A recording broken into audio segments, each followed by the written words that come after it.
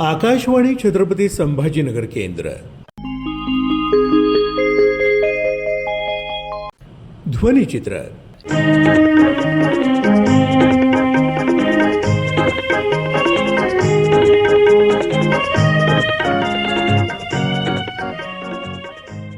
आजच्या ध्वनिचित्रात लेखक मनोज बोरगावकर यांची प्रकट मुलाखत, प्राध्यापक लेखक रविशंकर झिंगरे यांचं व्याख्यान आणि मागोवा या पुस्तकाचा प्रकाशन सोहळा या कार्यक्रमांचा संपादित अंश आपण ऐकणार आहोत.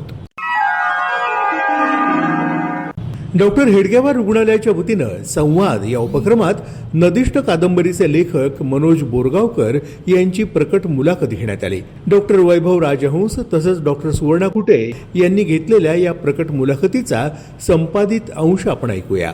मला या ठिकाणी अनेक जागी नायक होण्याच्या संधी होत्या, पण मी न नायकत्व स्वीकारलं आणि माझ्या गोदामायला, माझ्या नदीला या नदिष्ट नायिका आहे असं मला वाटतं. माझं बालपण खेड्यात गेलं आणि माझं बालपण खेड्यात गेलं याचा न्यूनगंड कधी मला वाटला नाही. उलट मी खेड्यात राहिलो नसतो तर नदिष्ट सारखी कलाकृती मला लिहिता आली नसती. आमच्या मुलांचं एक टोळकं होतं आणि त्याचा हुलबा नावाचा एक आमचा मोरक्या होता. त्यांनी पहिल्यांदा मला कॉन्शियसली सबकॉन्शियसली निसर्ग वाचायचा असतो हे शिकवलं. तो मधमाशाचा पोळं मोठं हुकमी उठवायचा.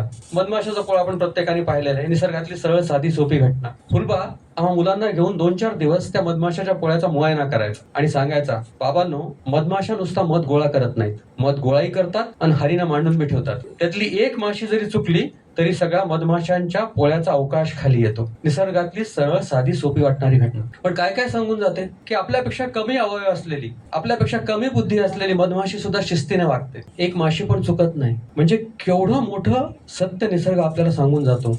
नदिष्ट लिहिताना सुरुवातीला ती 400-500 पानांची झाली होती, पण ते मधमाशांचं पोळं माझ्या समोर होतं. एडिटिंग केलं पाहिजे आपण केलेल्या कामाचं, ते हरीनं मांडून ठेवलं पाहिजे. त्यातला एक शब्द, एक प्रतिमा जरी चुकली तरी वाचकाला ठेच लागते. हे त्या मधमाशाच्या पोळानं शिकवलं. म्हणजे पहिल्यांदा मला निसर्गानं शिकवलं की कलाकृती नुसती निर्माण करायची नसते, तसं एडिटिंग पण करायचं असतं, ती व्यवस्थित मांडायची असते. फुलबाचं धरलेलं बोट जिम कार्बेटने पकडलं. कोण होता जिम कार्बेट? शिकारी होता का? येस, ऑफकोर्स शिकारी होता. शिकारी लेखक होता का? येस, ऑफकोर्स शिकारी लेखक होता. 20-20, 25-25 मैल अनवाणी पायानं जंगलात पायपीट करणारा तो सच्चा आदिवासी होता. त्या जिम कार्बेटनं, म्हणजे हुलबाचं सुटलेलं बोट जिम कार्बेटने पकडलं. 14-15 वर्षाचा असेल मी आणि जिम कार्बेट वाचायला लागलो. त्यातला एक प्रसंग आहे. त्याचा रॉबिन नावाचा एक कुत्रा असतो, ज्याने त्याला अनेक शिकारीत मदत केलेली असते, अनेक जीवावरच्या प्रसंगात साथ दिलेली असते. फक्त एकदा आणि एकदाच नरभक्षक वाघ समोर आल्यानंतर जिम कार्बेट नावाचा हा कुत्रा घाबरून पळून जातो. त्याची वाघाची झटापट संपल्यानंतर जिम कार्बेटनं वाघाला गोळी झाडल्यानंतर 4-5 मिनिटांनी तो झुडपाडून समोर येतो. जिम कार्बेटचे पाय चाटायला लागतो. त्याच्या परीनं ऊ आवाज करत माफी मागायला लागतो. कार्बेट त्याला उचलून घेतो. तो पुन्हा रॉबिन त्याच्या गालाचे बापे घेऊन ऊ असा आवाज काढायला लागतो. कार्बेट त्याला सांगतो, हे बघ रॉबिन, आजपर्यंत अनेक जिकिरीच्या प्रसंगात तू मला साथ दिलेली आहेस.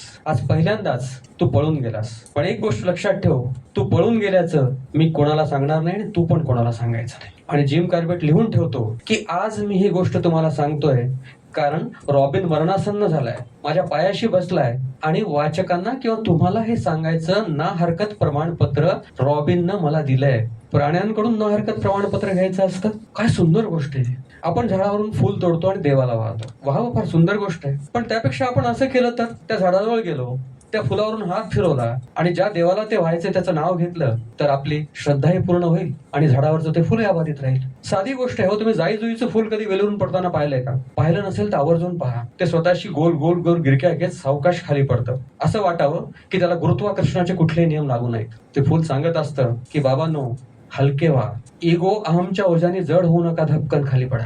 हलके राहिलात तर खाली पडलात तरी त्या पडण्याची इजा होणार नाही. मोर ऐटदार चालतो असं आपण म्हणतो, पण कधी विचार केलाय का की मोराची चाल ऐटदार का वाटते? एक दिवशी भल्या पहाटे मी नदीवर गेलो होतो. असा मनोज भुरभुर पाऊस पडून गेला होता आणि मोर पावलांचे ठसे त्या मौशावर वाळूत उमटले होते. मी त्या पावलांचा पाठलाग करायला लागलो. माझी चाहूल लागली की मोर वेगाने जायचे, पुन्हा सावकाश चालायचे. मग मी रांगत रांगत रेकत रेकत जवळपास 1 किलोमीटर त्या मोर पावलांच्या ठशांचा पाठलाग केला आणि पाठलाग करता हातात काडी घेतली. ती काडी घेतली ती जिम कार्बेटमुळे आणि मग मोर पावलांच्या ठशांमधलं अंतर मोजायला लागलो. रांगता माझी चाहूल लागली की ते वेगाने जायचे, पुन्हा सावकाश चालायचे. पण एक गोष्ट लक्षात आली, मोर वेगाने चालवत का सावकाश चालवत त्यांच्या पावलांमधलं अंतर बदलत नाही आणि म्हणून त्याची चाल ऐकदार. मेळघाटला गेलो होतो मी एकदा. मेळघाटचा प्रसंग सांगतो तुम्हाला. एखादा माणूस चुकीचं वागला, वाईट वागला, काय रे जनावरासारखा वागतो असं आपण म्हणतो. त्यावेळी मला असं वाटतं आपण जनावरांचा अपमान करतोय की काय. मेळघाटला आम्ही गेलो होतो. रात्री आम्ही झोपलो रेस्ट हाऊसला. उशिरा तिथे 3 माणसं आली. मध्ये जागा नसल्यामुळे चौकीदारांनी त्यांना बाहेरच्या वरांड्यात झोपवलं. त्यातला तो सगळ्यात घाबरणारा होता,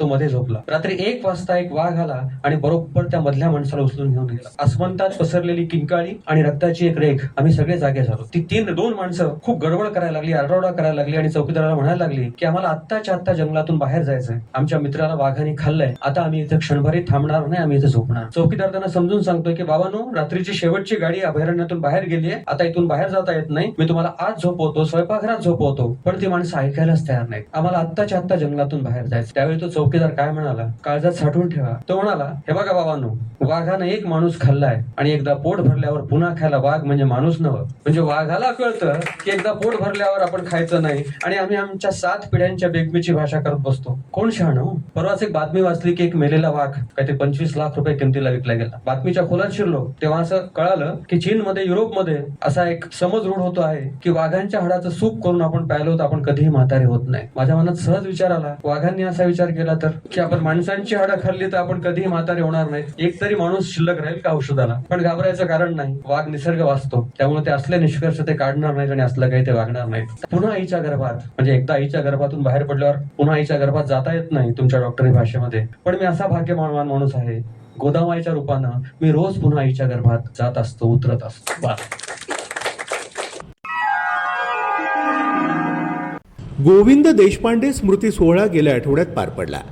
या समारंभात प्राध्यापक लेखक रविशंकर झिंगरे यांनी मेंदूचं कार्य आणि AI दृकश्राव्य विज्ञान यावर आधारित डोकं कसं चालतं या विषयावर मार्गदर्शन केलं. ते म्हणाले, पाठ असणं हे डोकं चालण्याचं लक्षण नाहीये, ती स्मरणशक्ती आहे. तो डेटा आहे. तो डेटा तुम्ही खूप जमा केला म्हणजे तुम्ही फक्त हुशार असू शकता आणि त्याचं प्रदर्शन करू शकता, पण डोकं चालत नाही. डोकं चालतं कुठं? तर या पाढ्यांचा जेव्हा तुम्ही उपयोग करून घेता तेव्हा डोकं चालायला सुरुवात होते. म्हणजे जर समजा मी तुम्हाला सांगितलं की एका ठिकाणी 100 लोक जमा झालेले आहेत आणि प्रत्येकाला आपल्याला 10 वस्तू वाटायच्या आहेत आणि एकाच्याकडून 4 वस्तू काढून घ्यायच्या आहेत, तर एकंदर तुमच्याकडे किती वस्तू असल्या पाहिजेत हे गणित सोडवण्यासाठी मी जेव्हा त्या पाढ्यांचा उपयोग करतो तेव्हा माझं डोकं चालतं. आणि हे उपयोग करण्यासाठी जे डोकं चालतं ते फक्त त्या टास्कवर चालतं. म्हणजे ही टास्क झाली, आम्ही कम्प्युटरच्या भाषेत त्याला टास्क म्हणतो की हे काम आहे, टास्क आहे. पण माझ्याकडे डेटा आहे, मला पाढे पाठ आहेत. माझ्याकडे टास्क आहे, मला हे गणित सोडवायचं आहे. पण टास्क आणि पाढे हे दोनच असून चालत नाही. तर त्या पाढ्यांचं त्या टास्कच्या संदर्भात काय करायचं हे सांगणारा एक प्रोग्राम लागतो. म्हणजे ही त्रिसूत्री आहे सगळी. म्हणजे तुमच्याकडे डेटा असला पाहिजे, माहिती असली पाहिजे, ज्या ज्या गोष्टी आवश्यक आहेत त्या असल्या पाहिजेत. त्या आता असायची आवश्यकता नाही, नवीन टेक्नॉलॉजीनुसार ते काम दुसरं कोणीतरी करतंय. पण आपण जेव्हा लहान होतो तेव्हा ते आपल्याकडे असलं पाहिजे. दुसरी गोष्ट टास्क, म्हणजे ते गणित कळालं पाहिजे. गणित हे उदाहरणादाखल सांगितलं मी, इतर अनेक गोष्टी असू शकतात, पण ते गणित कळालं पाहिजे. आणि कळाल्यानंतर तो प्रोग्राम आपल्याकडे असला पाहिजे की तो राबवायचा कसा. म्हणजे टास्क, डेटा आणि प्रोग्राम या त्रिसूत्रीवर डोक्याचं चालणं ठरतंय. आणि ह्या डोक्याचं चालणं हा या डोक्याचा एक पॅटर्न आहे, या चालण्याचा एक पॅटर्न आहे त्या डोक्याचा. आणि त्याचप्रमाणे हे डोकं चालतं. या त्रिसूत्रीला जो चांगलं एक्झिक्यूट करू शकतो त्या डोक्याला आपण म्हणतो ते डोकं खूप चांगलं चालतं. तर आणखीन एक गंमत आहे बघा. हे वाक्य तुम्ही नेहमी एकतर म्हणाला असाल किंवा ऐकलं असेल की याच्यात बरं डोकं चालतंय तुझं, आहे की नाही. आपण नेहमीच म्हणतो हे की तुला जे करायला सांगितलं ते तू करत नाहीस आणि दुसऱ्या भलत्या गोष्टीत तुझं डोकं चालतंय. म्हणजे आपल्याला मान्य आहे बाबा की डोकं चालतंय त्याचं, पण ते जिथं अपेक्षित आहे तिथंच चालत अशी भानगड आहे. म्हणजे आता बघा की कुणाचं डोकं गणितात चालेल, कुणाचं डोकं विज्ञानात चालेल, कुणाचं डोकं कलेमध्ये चालेल, कुणाचं डोकं इतर गोष्टीत चालेल. डोकं चालतं, पण ते असं नाकात पेन्सिल धरण्यासाठी चालतं. म्हणजे ही गंमत अशी आहे की तुम्ही काय घेताय आणि तुम्हाला काय आवडतंय यानुसार तुमचं डोकं चालायला सुरुवात होते. आणि तशा टास्क निवडल्यामुळं तो डेटा तुम्ही त्या टास्कसाठी वापरता. आता गंमत अशी आहे, आपल्यापैकी बरेच जण शिक्षण क्षेत्राशी आपण यांना त्या प्रकारे संबंधित आहोत, सुशिक्षित आहोत. तर आपली सगळी शिक्षण पद्धती डोकं कशात चालावं हे कोणीतरी दुसरं ठरवतं. मूळ मुद्दा गमतीचा हाच आहे की माझं डोकं चालतं रे बाबा, याच्यात मला याच्यात गोष्ट डोकं चालतं त्याच्यात मला चालवू दे. पण तसं नाही, प्रत्येक ठिकाणी हे वाक्य येतं की याच्यात बरं डोकं चालतं तुझं, की प्रत्येकाचंच डोकं चालतं. डोकं न चालणारा माणूस या पृथ्वी तलावर नाही. फक्त तो तुमच्या पॅटर्न मध्ये बसतोय का हे तुम्ही पाहता. तुमच्या पॅटर्न मध्ये जर बसत नसेल तर तुम्ही म्हणता त्याचं डोकं भलतंच चालतं एकतर, नाही तर तो वेडा आहे. आपण त्याही टर्मिनॉलॉजी वापरतो कारण तो आपल्या पॅटर्न मध्ये बसत नाही. पण पॅटर्न मध्ये न बसणाऱ्या माणसाचं डोकं चालत नाही का? चालतं. म्हणजे असं म्हणतात की एखादी सैन्याची तुकडी जर निघाली तर ती एका बँडच्या तालावर पाय ठेवत जाते. त्याचा एक पॅटर्न असतो चालायचा त्या सैन्याच्या तुकडीचा, आणि तो पॅटर्न कशावरून ठरतो तर त्याला कुठला तरी बँड ऐकू येत असतो आणि त्या बँडच्या रिदमवर तो पाय हलवत राहतो. पण त्यातला जर एखादा माणूस असा असेल की त्याला दुसराच कुठला तरी बँड ऐकू येत असेल तर तो त्या बँडवर स्वतःच्या हालचाली करतो. आता आपण काय म्हणतो की याचं चुकलं, हा त्या रिदम मध्ये नाहीये. तो आमचे बाकीचे सैनिक जसे जात आहेत, आमचे बाकीचे लोक जसे वागतायत तसा वागत नाहीये. पण त्याला दुसरा कुठला तरी बँड ऐकू येत असतो आणि आपल्याला तो बँड ऐकू येत नाही म्हणून आपण त्याची कॅटेगरी थोडीशी वेगळी ठरवतो. छत्रपती संभाजीनगर इथले लेखक प्राध्यापक डॉक्टर नागेश अंकुश लिखित मागोवा या पुस्तकाचं गेल्या आठवड्यात ज्येष्ठ समीक्षक डॉक्टर सुधीर रसाळ यांच्या हस्ते छोटेखानी समारंभात प्रकाशन करण्यात आलं. राजहंस प्रकाशनाचे संपादक आणि सुप्रसिद्ध लेखक डॉक्टर सदानंद बोरसे यांनी या पुस्तकाच्या विविध पैलूंवर प्रकाश टाकला.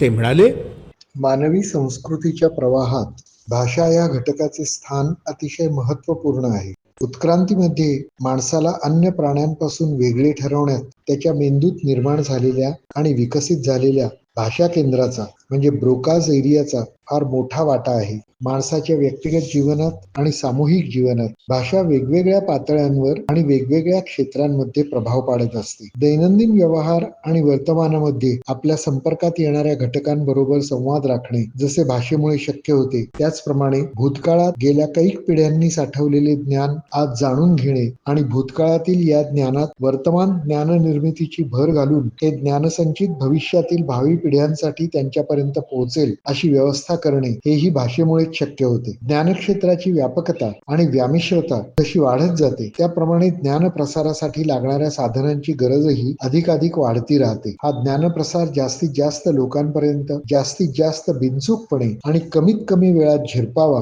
हे उद्दिष्ट डोळ्यापुढे ठेवल्यास ते साध्य करण्यासाठी आवश्यक ठरते सर्वांसाठी एक समान संदर्भ चौकट. भाषेच्या बाबतीत अशी समान संदर्भ चौकट पुरवण्याचे काम करते प्रमाण भाषा. या प्रमाण भाषेचे लिखित रूप म्हणजे प्रमाण लेखन. मराठी भाषेच्या प्रमाण लेखनाचे सखोल आणि सविस्तर विवेचन हे करणारे एक अत्यंत उपयुक्त पुस्तक नुकतेच राजहंस प्रकाशनातर्फे प्रकाशित झाले. त्याचे नाव आहे मागोवा आणि या पुस्तकाचे लेखक आहेत व्यासंगी भाषा तज्ञ डॉक्टर नागेश अंकुश. पुस्तकाच्या प्रारंभीच डॉक्टर अंकुश यांनी 5 प्रश्न विचारले. हे प्रश्न वाचकांनी स्वतःलाच विचारायचे. काय आहेत हे प्रश्न? पहिला प्रश्न, अचूक लिहिता येण्यासाठी आपण सचोटीने प्रयत्न करतो का? दुसरा प्रश्न, प्रभावी व्यक्तिमत्वात भाषेचे स्थान काय हे आपण समजून घेतो का? प्रश्न क्रमांक 3, बोली आणि भाषा यातील फरक लक्षात घेऊन आपण निर्दोष लिहितो का? पुढचा प्रश्न, प्रमाण लेखन ही संकल्पना आपल्याला नीट कळली आहे का? आणि शेवटचा 5वा प्रश्न, भाषा प्रगल्भतेने वापरण्यासाठी आपण जाणीवपूर्वक प्रयत्न करतो का? या प्रश्नांची स्वतःशी दिलेली प्रामाणिक उत्तरे म्हणजे आपल्याला भाषेबद्दल खरोखर किती आस्था आहे याचे प्रतिबिंब. आणि मग अशी आस्था असलेल्यांना आणि नसलेल्यांनाही डॉक्टर अंकुश नागेश बोटाला धरून प्रमाण लेखनाच्या दालनात घेऊन जातात. प्रमाण लेखनाशी संबंधित अनेक बाबींचा उहापोह डॉक्टर अंकुश करतात. प्रमाण लेखनाच्या इतिहासापासून शुद्ध लेखनाच्या नियमांपर्यंत, मुद्रित शोधनापासून विविध भाषा तज्ञांच्या उच्चारणापर्यंत अनेक गोष्टींमधून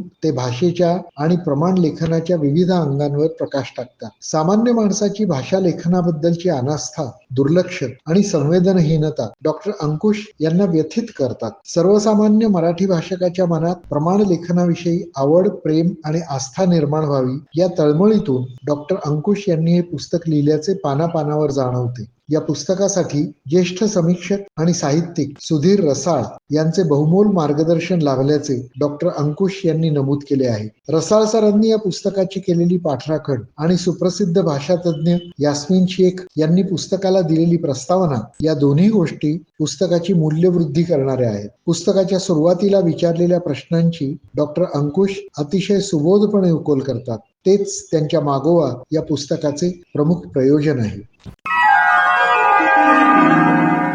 ध्वनिचित्राचा हा कार्यक्रम आकाशवाणी छत्रपती संभाजीनगर केंद्राच्या प्रादेशिक वृत्त विभागानं सादर केला. सादरकर्ते समरजित ठाकूर, निर्मिती सहाय्य धनंजय ब्रह्मपूरकर.